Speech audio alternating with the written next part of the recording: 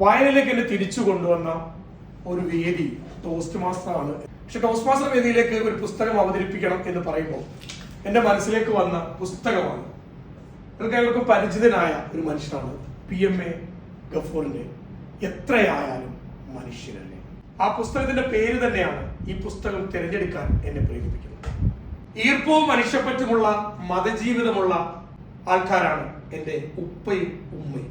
കമ്മ്യൂണിസ്റ്റുകാരനായ ബാലേട്ടന്റെ വീട്ടിലേക്ക് നാളികേരം കൊടുത്തുവിടുമായിരുന്നു കോൺഗ്രസ്സുകാരനായ എന്റെ ഉപ്പ. വേനൽക്കാലത്ത് കിളികൾക്ക് കുടിക്കാൻ വേണ്ടി ചിരട്ടയിൽ എന്നെ കൊണ്ട് വെള്ളം എത്തിക്കുമായിരുന്നു എന്റെ ഉമ്മ. ഇത്രയൊക്കെ ഉള്ളൂ എനിക്ക് പറയാൻ. അതാണ് എത്രയായാലും മനുഷ്യരല്ലേ. എല്ലാവരും കൈവിട്ടു എന്ന് തോന്നിപ്പോകുന്ന ഒരു നിമിഷമില്ലേ? പ്രതീക്ഷിച്ചവരെല്ലാം കൈയൊഴിഞ്ഞു എന്നോർത്ത് മനസ്സ് പൊട്ടുന്ന ആ നിമിഷം ഒന്ന് പിടിച്ചു നിന്നാൽ പടച്ചവന്റെ ഒരു ചേർത്ത് പിടിക്കുന്നുണ്ട്. അതാണ് എത്രയായാലും മനുഷ്യരല്ലേ.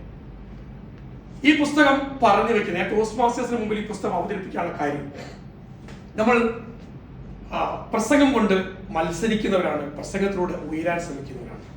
239 പേജുകളുള്ള ഈ പുസ്തകം 420 രൂപയാണ് ഇതിന്റെ വില.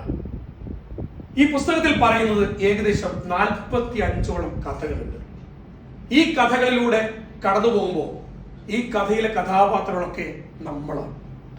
നമ്മൾ കൈവിട്ടുപോയ ചില മനുഷ്യരാണ്.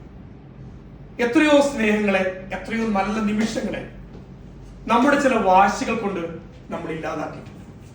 അത്തരത്തിൽ ജീവിതത്തെ മുന്നോട്ട് നയിക്കാൻ, അല്ലെങ്കിൽ തകർന്നുപോയി എന്ന നിമിഷത്തിൽ നമുക്കൊന്ന് ചേർത്ത് പിടിക്കാൻ കഴിയുന്ന ഒരു പുസ്തകത്തിന്റെ പേരാണ് എത്രയായാലും മനുഷ്യരല്ലേ.